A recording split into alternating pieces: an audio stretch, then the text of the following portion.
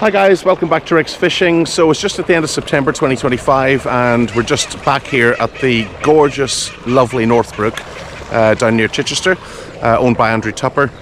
And we're just here to do a little bit of autumn prospecting. So I expected, obviously after the tough summer we had, that we'd have a slightly easier autumn, but alas, there's been very little rain for the entire month of September, and Andrew's having to literally pump water in just to keep the fishery alive, and he's doing that 24 hours a day, and I really do feel for him. But nonetheless, I have been out for about 5 weeks, and I just wanted to get down here today just to arrest a little bit of an itch and just try out some autumn tactics. So talking about autumn tactics, obviously I'll show you what I'm doing as I go through the session, but autumn, I'm thinking bloodworms, which live in the water for weeks to months. I'm thinking daddy longlegs, I'm thinking shrimps. You can use shrimps all year round. I'm also thinking fry, and in the past Andrew's mentioned that there's a decent head of stickleback here at Northbrook. So yeah, essentially the tactics are going to change slightly for autumn, and we're going to concentrate more on those patterns. So let's get started and I will show you what I'll do as I go along. So we're just having an unusual little walk around the lake with the polarised glasses on, just seeing if there's any fish moving. There's obviously where Andrew's having to pump water in literally 24/7. So I suspect the fish are going to be attracted to this fresh flow. Yeah, there's a nice trout just over there. Some movement out there. So I think what we'll do is we'll flick our bloodworm in here and we'll see if we can get any interest.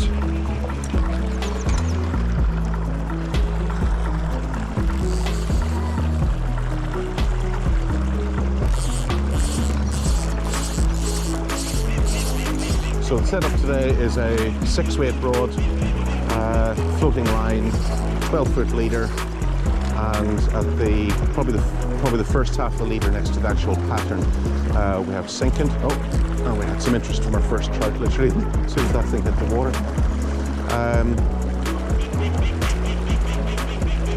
Yeah, there's sinking right next to the bloodworm. The first 6 feet of that leader just to get it down.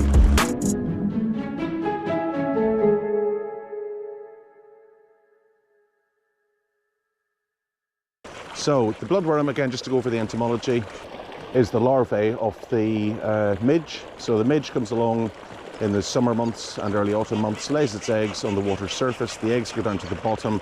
They hatch out as a bloodworm larvae. The larvae lives for weeks to months as a bloodworm, and then slowly starts to emerge, ascend through the water column as an ascending pupae, otherwise to us anglers known as a buzzer, where it eventually hatches out as a midge on the surface. So bloodworm can grow to about 3 to 5 centimeters long, and effectively its natural movement is it kind of thrashes. It kind of thrashes almost in a figure of 8 type movement. So that's how we're fishing it. We're trying to let it sink down to the bottom, and then we're just giving it irregular jerks,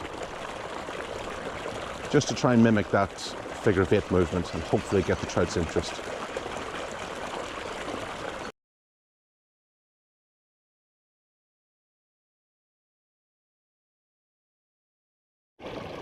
Yeah, another tricky part about this particular venue this time of year, and probably any venue this time of year, lack of rain in September means very little flow. The bottom weed is obviously going to be dying back to reveal lots and lots of shrimps and nymphs and natural beasties. So effectively the low flow rate through the fishery, coupled with the humongous amount of aquatic life, aquatic foodstuffs in there, means that the trout are effectively living in a restaurant. And therein lies, I think, the main challenge today, is trying to present something that they're already feeding on anyway, match the hatch as accurately as I can and present it as best I can, because at the moment the trout should not be spoilt for choice when it comes to their diet. So the trout this pattern seems to have caught their eye, but as Andrew was saying, they're just taking so gently at the moment.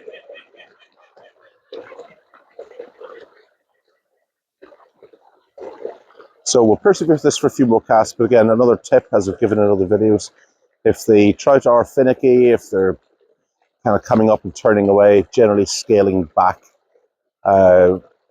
will trigger a response. So scaling back could be dropping down a hook size or two, or it could be just dropping back to just, you know, a much lighter pattern. So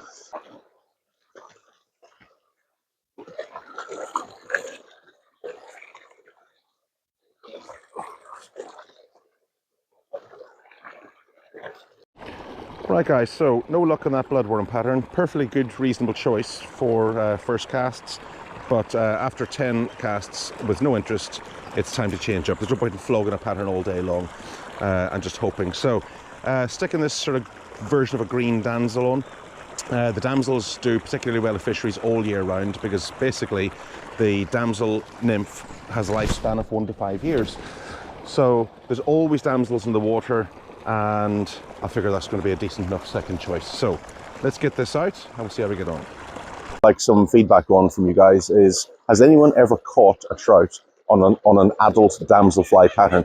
I've got some in my fly box, and I've used them in the past, and I've never actually caught on an actual damselfly imitation, but I've caught plenty on the damselfly nymph. So yeah, just let me know if you guys have had success on the adult version.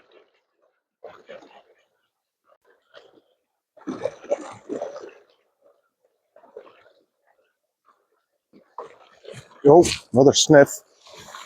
Another sniff. These such finicky takes though.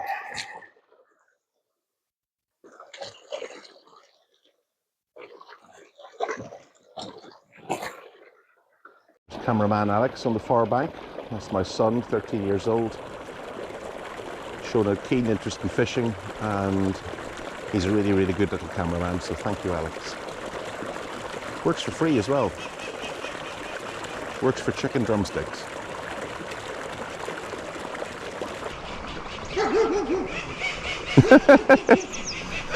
It's all right, he's friendly.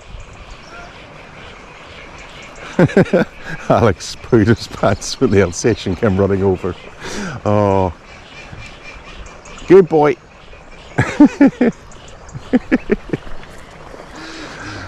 Alex pooed his pants. Hopefully he's got spare ones. If not, we'll have to get one of those teenage nappies. Right, we're going to have one more cast with the damsel and then switch it up.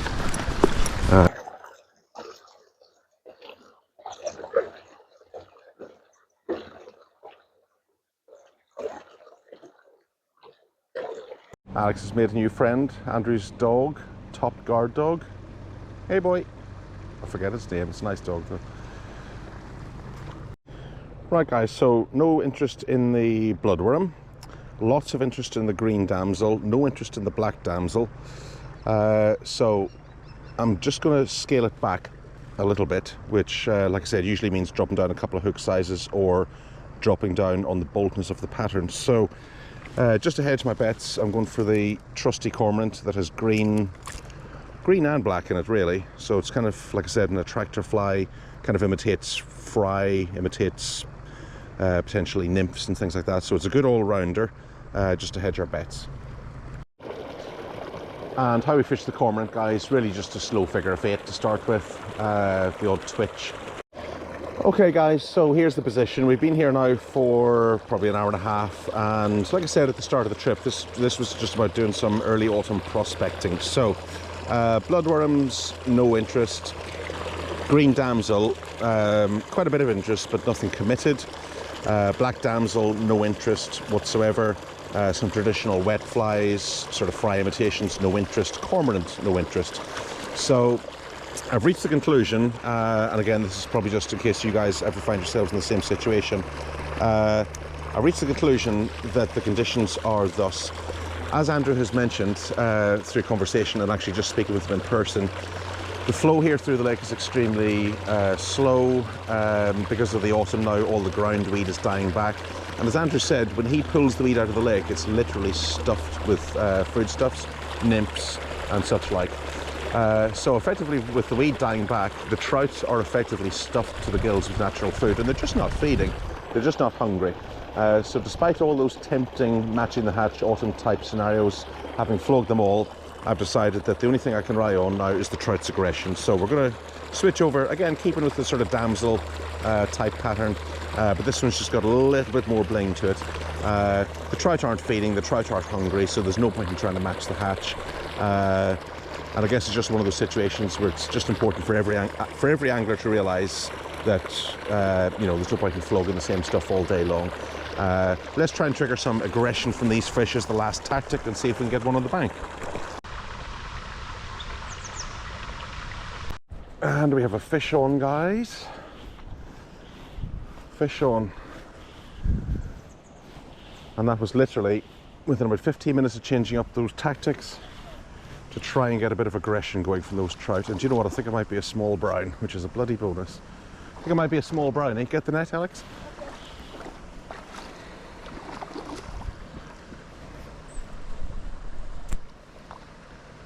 What a result. What a result. We've struggled all morning trying to match the hatch.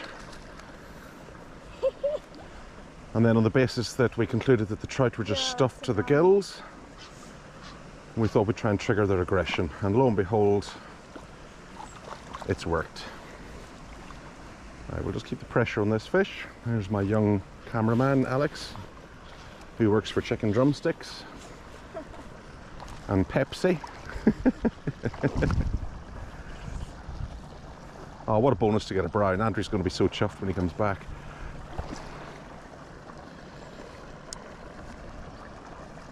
Right, I'll bring it into the net. That's it, scoop it up. Jumped out. That's it.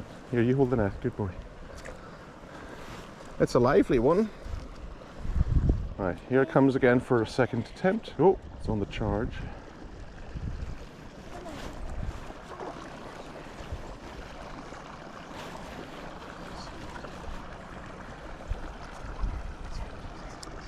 We're not going to horse it because, you know, we are fishing fairly light lines here.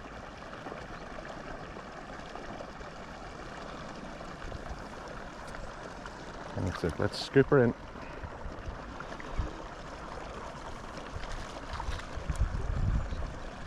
Oh, got off. It got off. That's fine. That's fine, because do you know what? At least now we know that these tactics are worth pursuing.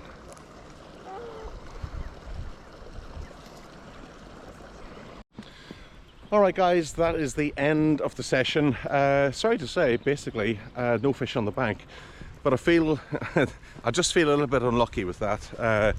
So that brown, just to summarise, my son's just had a conversation with me about what happened there. The wall here was kind of in my way, so couldn't actually see the exact dynamics of what went on at the last minute, but he claims that the brown swam into the net, and then as he was about to lift it, it swam back out again and subsequently just came off. So tiny bit unlucky not to have at least one fish on the bank.